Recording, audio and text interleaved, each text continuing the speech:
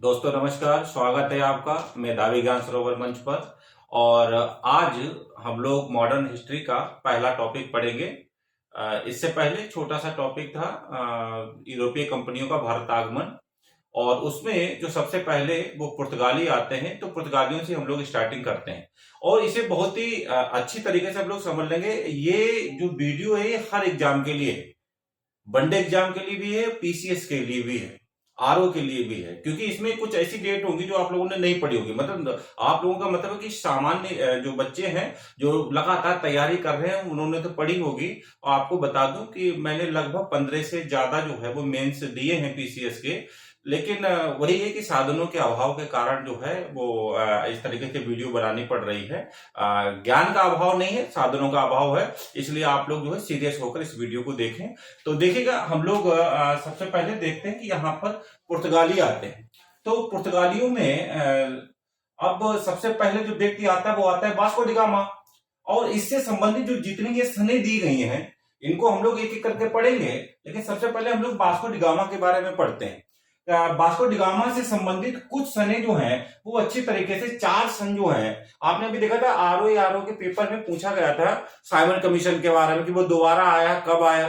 तो इसी तरीके से वास्को डी गामा चूंकि पहला पुर्तगाली यात्री था भारत आने वाला, तो उससे भी संबंधित हम लोगों को पता होना चाहिए। हमें ये तो पता होता है, पहली डेट तो खूब अच्छी तरीके से पता है कि 1498 में आया, लेकिन दोस्तों ये चला जाता है, जाने के बाद फिर दोबारा कब आता है, तब आता है ये 1502 में आता है, फिर चला जाता है ये, उसके बाद कब आता है, तब आता है ये 1524 में आता है, और उसके बाद में फिर यहीं पर रहकर ही जो है उसकी मृत्यु हो जाती है। कब हो जाती है, 1543 में हो जाती है। तो इन चारों को जो है पहले आप जरूर समझ लीजिएगा, उसके बाद इन सनों को हम लोग देखते हैं। तो याद रखना 1498 में वास्को डी गामा जो है वो क्या होता है, भारत आया। ठीक है, अभी इसके बारे में विस्तार से थोड़ा पढ़ेंगे, बस इतना पता होना चाहिए भारत आया। कहां आया था, कालीकट आया था, उसे हम लोग इन सनों में पढ़ते हैं। उसके बाद दूसरी बात कि 1502 में क्या हुआ, तो पुनः कह सकते हैं कि पुनः मतलब दोबारा भारत आया। ठीक है, पुनः भारत आया, दूसरी बार भारत आया। ठीक है, दूसरी बार भारत आया। फिर उसके बाद जो है वो 1524 की बात करेंगे, तो 1524 में तीसरी बार भारत आया, तीसरी बार भारत आया। ठीक है, तीसरी बार आया। ठीक है, तीसरी बार भारत आया। 1543 में वास्को डी गामा की हो जाती है मृत्यु। कहां हो जाती है, भारत में हो जाती है। भारत में कहां हो जाती है, कोचीन में हो जाती है। तो आपको ये 4 डेट अच्छी तरीके से पता होना चाहिए कि 1498 में पहली बार भारत आया, 1502 में दोबारा आया, 1524 में तिबारा आया, और 1543 में उसकी मृत्यु हो जाती है कोचीन में। अब आपने देखा होगा कि जो क्वेश्चन का स्टैंडर्ड है थोड़ा सा ऊंचा वो पूछने लगे हैं, तो उस तरीके से हम लोगों को पता होना चाहिए। तो चलिए, ये तो आप लोगों ने देख लिया है। अब क्या करते हैं कि इन सनों को एक एक करके हम लोग देखते हैं कि भाई 1498 में क्या हुआ, 1500 में क्या हुआ, 1502 में। अगर आप इनको ही अगर आपको याद है तो याद रखिएगा कि आप पुर्तगालियों को पूरी तरीके से समझ गए। क्वेश्चन केवल नॉर्मली आपको पता है कि नॉर्मल से एक, आप इस तरीके से ऑप्शन देने लगे, एक इजी फिर एक ऐसा है कि आपने अगर डीपली पढ़ा है तब तो सही हो गया, वरना आपका 50-50 रहेगा। तो आप देखिएगा, यहाँ पे देखते हैं इसे, इन सनों को हम लोग थोड़ा समझते हैं। इतनी सने हैं, अब इनको जो है एक एक करके हम लोग थोड़ा सा पढ़ते हैं। सबसे पहले हम लोग पढ़ते हैं 1498 को। ठीक है, 1498 को जो है वो हम लोग पढ़ते हैं। देखिए 1498 को पहला पुर्तगाली यात्री, पहला पुर्तगाली यात्री कौन आता है भाई, Vasco D gamma. Vasco D gamma. ठीक है, वास्को डी गामा। अब आप देखिएगा यहां पर, इन्हें हटा देते हैं, पहले इसके बारे में थोड़ा सा समझ लेते हैं। अब वास्को डी गामा, भारत जो है, पहला पुर्तगाली यात्री वास्को डी गामा भारत। अब भारत में कहां आया, दक्षिण भारत में आया, केरला में। केरला का तट कहलाता है मालाबार तट, और मालाबार तट के ही जो क्षेत्र था जहां पर ये उतरा था जहाज, वो था कालीकट। तो याद रखना कि वास्को डी गामा मालाबार तट के जो है वो कालीकट पर, कालीकट कालीकट कहाँ है भाई? मालाबार तट। और मालाबार तट किसका है? केरल का है। तो मालाबार तट पर जो है, तट पर आया।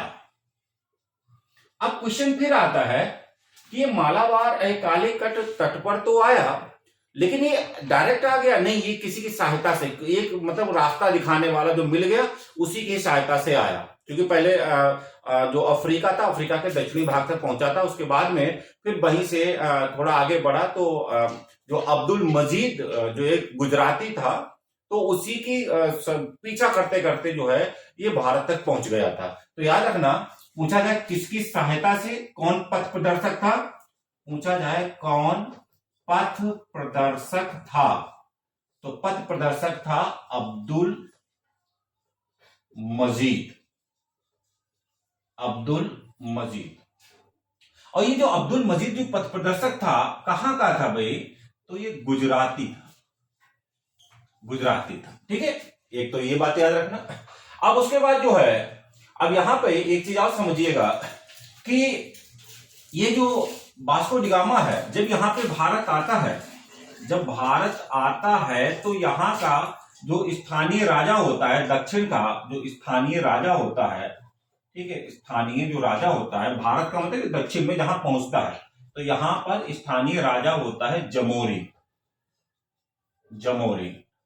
और जमोरिन जो है वो इसका वास्को डी गामा का क्या करता है? स्वागत करता है।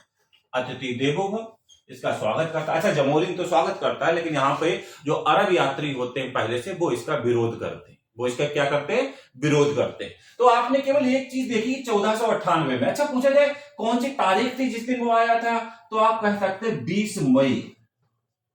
20 मई 1498 को पहला पुर्तगाली यात्री, पहला यूरोपीय यात्री भी था वास्को डी गामा, ये काले कट पर आया था। जो इसका पथ प्रदर्शक जो था वो कौन था? वो था अब्दुल मजीद। और ये इसका वास्को डी गामा का जो स्वागत किया था वो स्थानीय राजा जमोरिन ने किया था। ठीक है, तो यहां पर ये सन हो गई।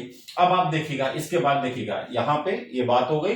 अब इसके बाद दूसरा पॉइंट देखते हैं, दूसरी सन को देखते हैं। ठीक है, दूसरी सन को हम लोग देखते हैं। देखिए,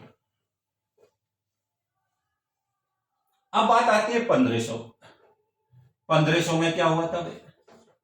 2 साल के बाद। अब देखो होता क्या है, 1498 में आता है, कुछ समय के बाद जो है ये चला जाता है वास्को डी गामा। तो अब जो पुर्तगालियों का जो नेतृत्व है यहां पर वो कौन करता है? तो पूछा जाता है दूसरा पुर्तगाली यात्री, दूसरा पुर्तगाली यात्री, तो उसका नाम था पेड्रो अल्वरेज कैब्राल। ठीक है, जिसे कैब्राल भी कहा जाता था। कैब्राल, ठीक है, कैब्राल, कैब्रल भी कहा जाता था या कैब्राल। तो ये जो है ये दूसरा पुर्तगाली यात्री है। कब आता है? 1500 में आता है। उसके बाद जरा देखते हैं कि 1502 भाई ये क्या बताता है? 1502 में क्या हुआ? 1502 में आपने देखा ही था, वास्को डी गामा दोबारा भारत आता है। वास्को डी गामा पुनः भारत आया, या दूसरी बार भारत आया बस। लेकिन उसके बाद अगर हम बात करें 1503 में क्या हुआ? 1503 में क्या हुआ? तो पुर्तगालियों ने पहली जो फैक्ट्री थी कोच्चि में स्थापित की थी। फैक्ट्री, उसे कोठी भी कहा जाता था, व्यापारिक कोठी, व्यापारिक फैक्ट्री, व्यापारिक बस्ती, कई नामों से जाना जाता है। तो पुर्तगालियों की, या कह सकते हैं पहली पुर्तगाली व्यापारिक फैक्ट्री कोच्चि, या जिसे कहेंगे कोची में स्थापित हुई, ठीक है। ये 1503 की बात हो गई। फिर 1505 की बात करेंगे। 1505 में 2 साल के बाद क्या होता है? अब चूंकि जो है पुर्तगालियों ने अपना साम्राज्य विस्तार करना शुरू कर दिया, और यहां पर जो पहला पुर्तगाली गवर्नर बनाया जाता है, याद रखना पहला पुर्तगाली गवर्नर वास्को डी गामा नहीं था। पहला पुर्तगाली गवर्नर पूछा जाए तो उसका नाम था फ्रांसिस्को डी अल्मीडा। उसे ब्लू वाटर पॉलिसी के लिए भी जाना जाता है। ब्लू ब्लू मतलब नीला, वाटर मतलब पानी, मतलब समुद्री लड़ाइयां लड़ने में माहिर व्यक्ति जो है तो उसे ब्लू वाटर पॉलिसी के लिए जाना जाता है, अल्मीडा को। तो याद रखना 1505 में पहला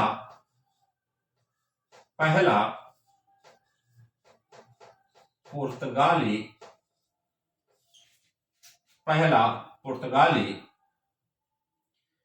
गवर्नर, ठीक है, पहला पुर्तगाली गवर्नर, और क्या नाम था? Francisco de Almeida. Francisco de Almeida, जिसे खाली अल्मीडा के नाम से भी जाना जाता है, ठीक है, फ्रांसिस्को डी अल्मीडा, ये पहला पुर्तगाली गवर्नर था। तो जल्दी से समझ लीजिएगा, 1500 में दूसरा पुर्तगाली यात्री आया, 1502 में वास्को डी गामा दोबारा वापस आता, 1503 में पहली पुर्तगाली व्यापारिक फैक्ट्री स्थापित होती है कोचीन में, और 1505 में पहला पुर्तगाली गवर्नर बनता है जिसका नाम था फ्रांसिस्को डी अल्मीडा, जो अल्मीडा के नाम से भी जाना जाता था। अल्मीडा क्यों फेमस था उसको भी थोड़ा सा देखते हैं, ये हटा देते हैं, उसके बाद आप देखिएगा क्यों फेमस था उसे देखते हैं। देखिए अल्मीडा जो था ये ब्लू वाटर पॉलिसी के लिए जाना जाता था, ब्लू वाटर पॉलिसी के लिए फेमस था, बस। इससे ज्यादा अल्मीडा से कोई क्वेश्चन नहीं बनते हैं। अब जरा देखते हैं 1505 में, ये तो हमने ये देख लिया, 1505 में एक हमने और बताया था, एक सन हमने अलग से डाली है, तो ये क्यों डाली है भाई? और क्या हुआ था 1505 में? तो आपको बता दें 1505 में दूसरी पुर्तगाली फैक्ट्री जो है वो स्थापित हुई थी, दूसरी पुर्तगाली फैक्ट्री जो है वो स्थापित हुई थी। अब कहां हुई थी? कन्नूर में हुई थी। दूसरी पुर्तगाली फैक्ट्री कन्नूर में स्थापित, साउथ में ही है, कन्नूर में स्थापित, ठीक है, कन्नूर में स्थापित हुई थी। तो ये आप लोग याद रखना। फिर उसके बाद में क्या होता है? इसके बाद जब अल्मीडा पहला गवर्नर बनता है, उसके बाद फिर 1509 में दूसरा पुर्तगाली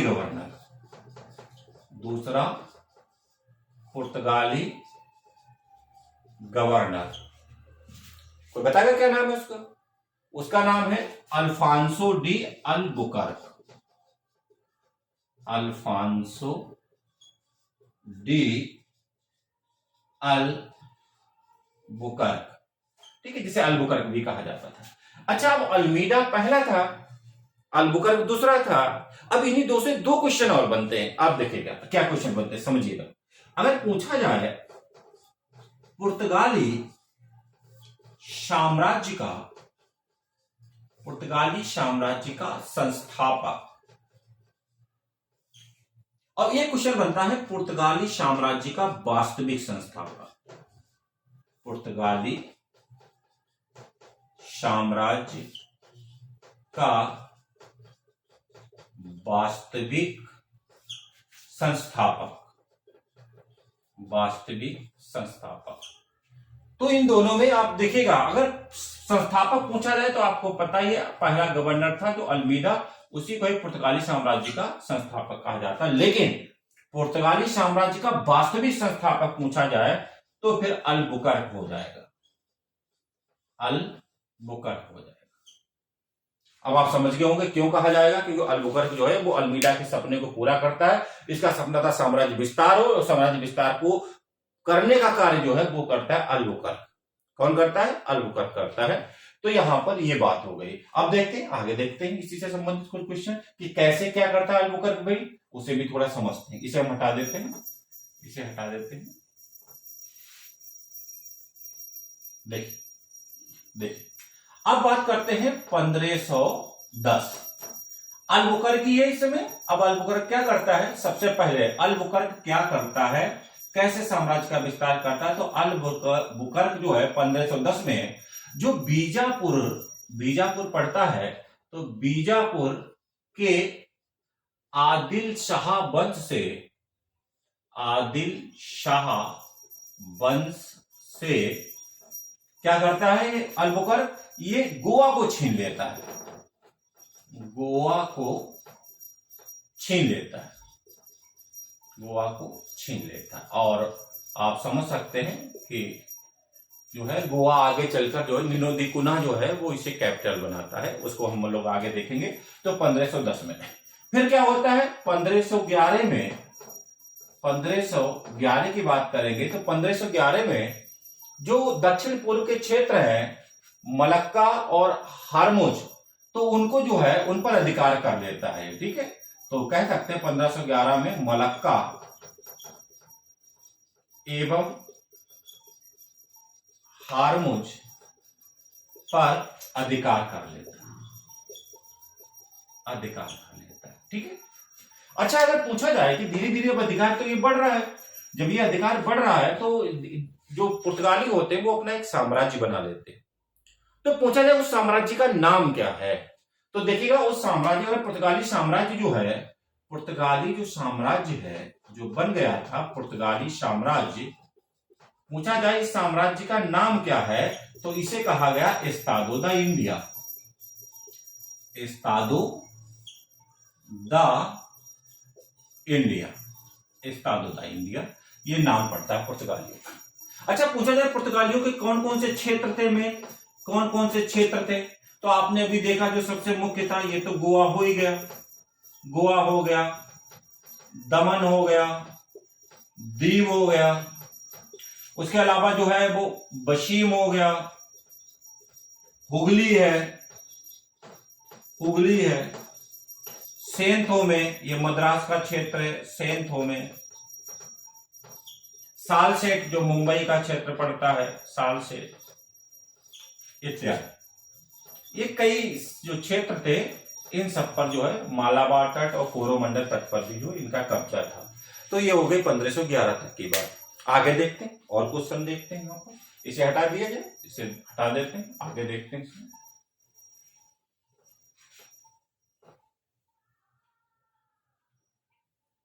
देखिए आगे देखते हैं इसमें, अब 1511 तक बात हो गई, ठीक है। अब 1511 के बाद में अब हम लोग बात करते हैं 1524, ठीक है, 1524 की बात करते हैं। क्या हुआ 1524 में, जो वास्को डिगामा है, ठीक है, जो वास्को डिगामा है, वास्को डिगामा वो तीसरी बार भारत आया, ठीक है, तीसरी बार भारत आया, तीसरी बार भारत आया, ठीक है। तो ये क्या बात हो गई, 1524 की बात हो गई। आगे देखते हैं, आगे देखते हैं 1524, फिर बात करते हैं 1530।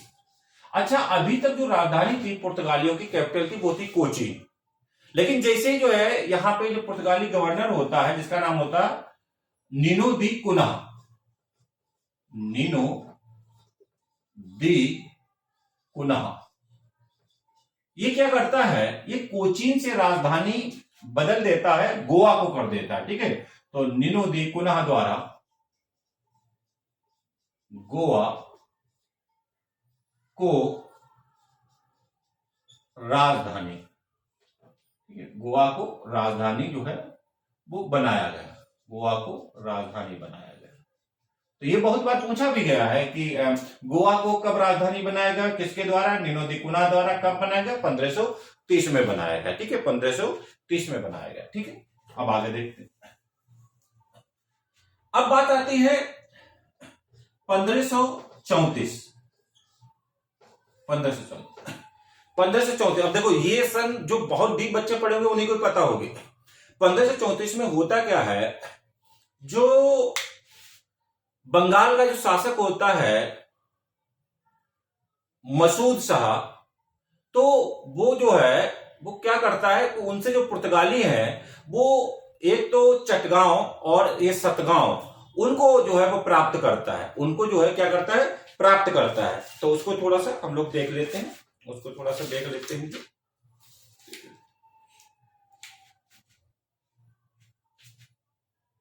कि यहां पर बंगाल के शासक,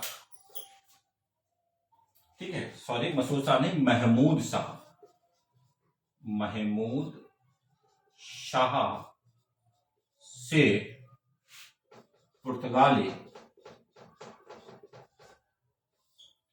चटगांव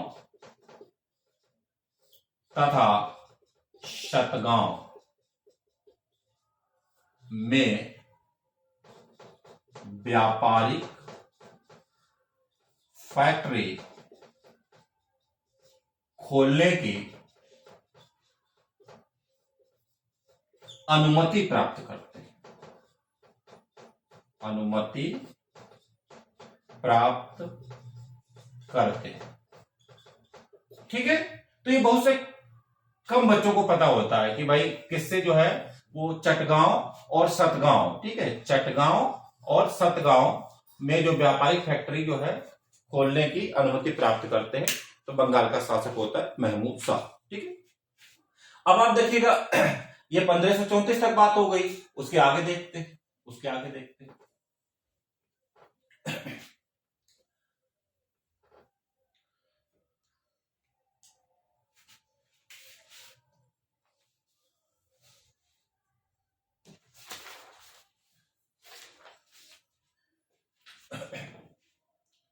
1543 आपको पता है कि वास्को डिगामा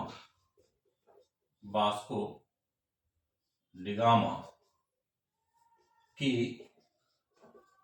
कोचीन में मृत्यु हो जाती है। ठीक है, मृत्यु हो जाती है 1543 में। अब उसके अलावा बड़ी इंपॉर्टेंट एक जो है यहां पे है कि 1572 में क्या हुआ था, क्यों फेमस है भाई 1572? तो 1572 जो पुर्तगाली गवर्नर था एंटोनियो डी नोरोना, उसके साथ जो अकबर थे वो गुजरात के कैम्बे में गए थे।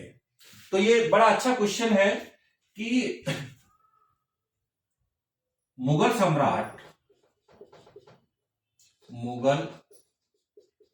सम्राट अकबर पुर्तगाली गवर्नर एंटोनियो डी नोरोना के साथ कैम्बे कहां पड़ता है? गुजरात गए थे। ठीक है, तो पूछा जाए अकबर किसके साथ गए थे? पुर्तगाली गवर्नर एंटोनियो द नोरोना के साथ गए थे। कहां गए थे? कैम्बे गए थे। ठीक है, कहां गए थे? तो याद रखना कैम्बे गए थे। ये बहुत ही इंपॉर्टेंट फैक्ट है, अगर आप इन्हें पढ़ लेंगे, ऐसा कोई टॉपिक नहीं है, इसी तरीके से लेके चलेंगे। लेकिन इतना याद रखना, आपका जो भी एग्जाम है उससे हिस्ट्री जो है यहां से बाहर नहीं जाएगी, इतना मैं विश्वास दिलाता। मैंने फिर बताया ना, साधनों का अभाव है, ज्ञान का अभाव नहीं। तो थोड़ा सा आप जो है थोड़ा सीरियसली इसे पढ़ना। अब आगे देखते हैं 1572 के बाद, ये तो गुजरात की बात हो गई। अच्छा, एक सन जो है उसके बाद धीरे धीरे क्या हुआ कि यहाँ पर पुर्तगाली जो थे वो अंतिम मतलब लास्ट में नहीं टिक पाए। तो नहीं टिक पाने की वजह क्या थी? उसके कई कारण थे।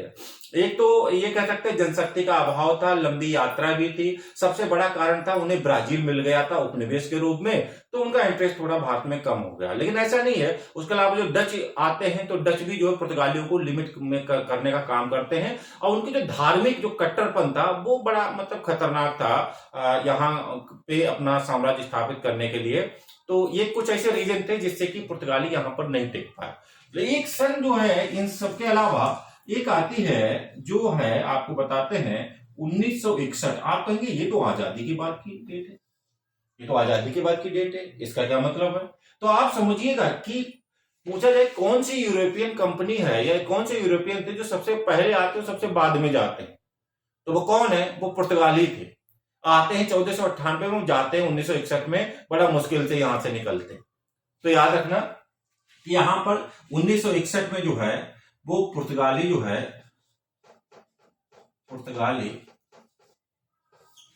भारत से गए थे। भारत या मतलब भारत का जो क्षेत्र था, गोवा वगैरह जो क्षेत्र था, गोवा से गए थे। ठीक है, तो पूछा जाए सबसे पहले आने वाले पुर्तगाली, सबसे लास्ट में जाने वाले, तो भी जो है हो जाएगा पुर्तगाली। यहाँ पे ये चीजें तो हम लोगों ने देख ली हैं। अब कुछ चीजें हम लोग जो यहाँ पे और थोड़ी बात करते हैं, आप लोगों के साथ थोड़ी सी बात करते हैं, कुछ शब्द और भी जुड़े हैं उनको बताते हैं। यहाँ पे ये मैं हटा देता हूं, यहाँ पे देखिएगा ये है, और यहाँ पे हटा के थोड़ी सी बातें और करते हैं।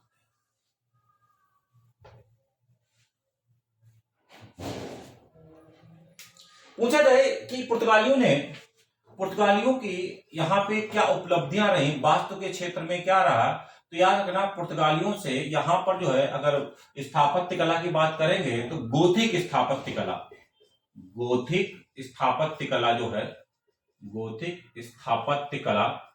की यहाँ पर स्थापना होती है। गोथिक स्थापत्य कला क्या है, आपने देखा होगा कि लंबे लंबे से ऐसे करके जो चर्च होते हैं, इस तरीके से ऐसे करके जो चर्च होते हैं ना, ऐसे लंबे लंबे से, तो वही जो है गोथिक स्थापत्य कला ही बोली जाती है। तो यहाँ पे गोथिक स्थापत्य कला की बात होती है। उसके अलावा पहला प्रिंटिंग प्रेस अगर देखा जाए तो यहां पे कौन लाते हैं, तो पुर्तगाली ही लाते हैं, पहला प्रिंटिंग प्रेस जो है वो यहां पर कौन लाते हैं, तो पुर्तगाली लाते हैं। ठीक है, तो ये भी आप लोग याद रखना। उसके अलावा जो है पुर्तगाली यहां पर और क्या करते हैं, तो यहां पे जो तंबाकू की खेती है वो भी जो है वो इनके पुर्तगालियों के द्वारा होती है। और उसके अलावा जो है प्रिंटिंग प्रेस की बात करेंगे, ये भी सबसे पहले इन्हीं के द्वारा लाया गया है। बस अंतर क्या है, जो प्रिंटिंग प्रेस जो है वो आम लोगों के लिए नहीं था, ये अपने ही प्रयोग के लिए इन्होंने किया था। ठीक है, एक औषधीय जड़ी बूटियों से संबंधित एक ग्रंथ का जो अनुवाद हुआ था वही इसी प्रिंटिंग प्रेस से हुआ था।